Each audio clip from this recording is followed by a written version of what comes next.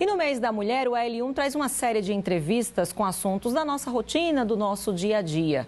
Hoje a gente começa falando de violência doméstica, um tema que envolve não apenas a vítima, mas todas as pessoas que estão à sua volta, principalmente os filhos. Para falar sobre o assunto, nós convidamos a Sadriana Bezerra, advogada, integrante da Comissão da Mulher. Boa tarde, Sadriana. Bem-vinda ao AL1. Eu queria que você começasse explicando o que é que caracteriza essa violência doméstica. Boa tarde, Cris. Boa tarde a todos que estão nos assistindo. A violência doméstica ela é caracterizada principalmente pela violência de gênero, né? A Lei Maria da Penha ela é uma lei de gênero em que protege a mulher que é vítima de violência doméstica e familiar, que acontece geralmente no âmbito da família, né? Mas o agressor ele não precisa conviver com a vítima, né? Basta que tenha alguma relação de parentesco ou algum envolvimento com relação à afetividade. Sadriana, e denunciar por si só? A gente vê aí o relato de muitas vítimas de violência doméstica, que denunciar não é fácil. Não. E quais são os caminhos? A fala da mulher por si só, ela já tem peso. É preciso reunir outras provas? Sim, como você mesmo disse, a fala ela é de suma importância, né? Mas é necessário que sim, que seja agaranhada mais provas, tá? Porque no caso testemunhas, né? Os próprios parentes também podem denunciar isso. A mulher por si só, ela tem um certo receio na denúncia por medo, muitas vezes, do agressor, mas aí existe também a denúncia anônima pelo canal 180, né? Porque é um crime em que independe da condição da que a vítima denuncie, né? Pode ser qualquer pessoa da sociedade.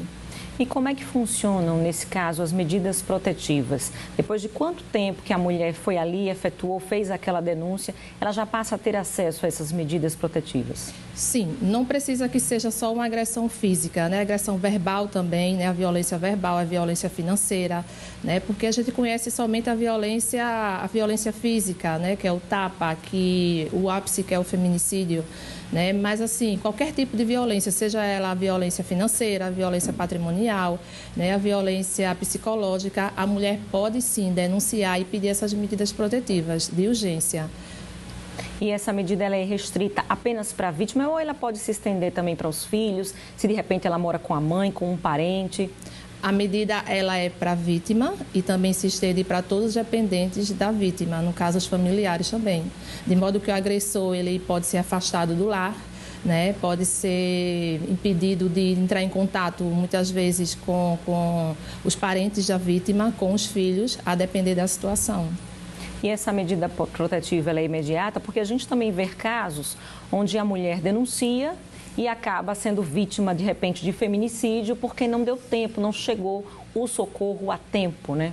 Olha, Cris, a medida ela é solicitada ou pela vítima, tá? Ou de ofício pelo juiz a pedido também do Ministério Público, né? A medida, quando ela chega ao judiciário, aliás, quando chega na delegacia, que é solicitada a medida protetiva de urgência, a autoridade policial tem 48 horas para encaminhar ao judiciário e o judiciário tem 48 horas para impetrar essas medidas protetivas de urgência, né? Em cidades em que não há fórum, por exemplo, já é pacificado pelo STF que a polícia, o policial, no caso onde não tem delegacia, ou o próprio delegado pode pedir uma única medida protetiva, que é o afastamento do agressor do lar em caso de perigo iminente de vida da vítima.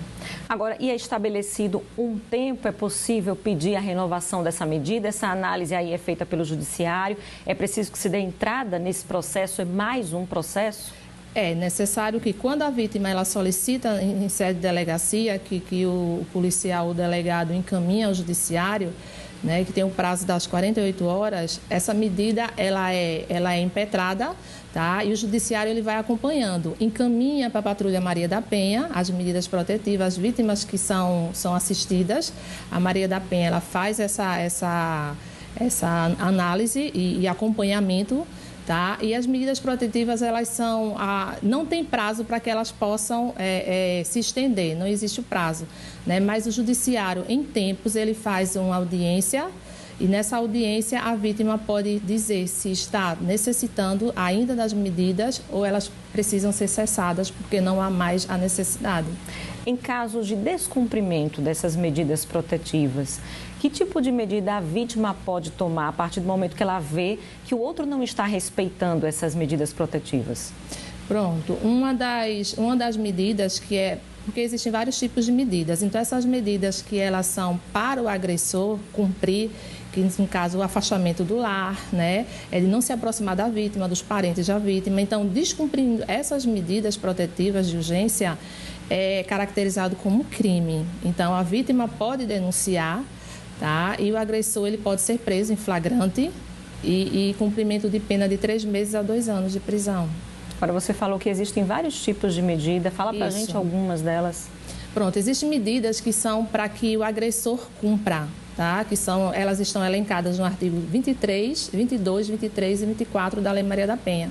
O artigo 22, ele é destinado para que o agressor cumpra, que é o afastamento do lar, tá? Que é não se aproximar da vítima, né, por nenhum meio, não frequentar lugares em que a vítima frequenta, seja trabalho, escola ou algumas dependências de algum estabelecimento que, porventura, aquela vítima possa estar lá público. Não se aproximar, não fazer ligação, não entrar em contato via nenhuma rede social, tá? E ter um distanciamento, né? Geralmente, os juízes determinam uma distância de 500 metros. Tá? E no artigo 23 existem medidas protetivas que são destinadas à vítima, aquela mulher que sofre a violência doméstica e familiar, que é encaminhar para serviços de terapia, né? Que é, por exemplo, às vezes o agressor tem dificuldade de retirar do lar, então retira-se a vítima do lar de modo que ela não seja prejudicada com relação nem à sua maternidade, nem os seus direitos, né? Com relação aos bens que possam, na questão do divórcio, né? Existe também, o juiz pode também fazer a separação de corpos, tá? E no artigo 24 existem também outras medidas que são destinadas, por exemplo, a proteger o patrimônio da vítima, né, que às vezes existem, por exemplo, procurações, né? Então essa procuração ela é cessada, tá? Existe também a proibição de que o agressor ele possa formular ou realizar contratos, né? No caso com bens, né? Em nome da vítima, tá? A não ser que tenha alguma demanda judicial, alguma autorização judicial, mas para proteger o patrimônio da vítima. Agora, sim, a denúncia a gente vê que ainda é uma dificuldade muito grande para muitas mulheres, né, se encorajarem e denunciarem. Isso. Qual a mensagem que você poderia deixar, então, para essas mulheres que muitas vezes estão passando por essa situação, mas estão com medo de denunciar?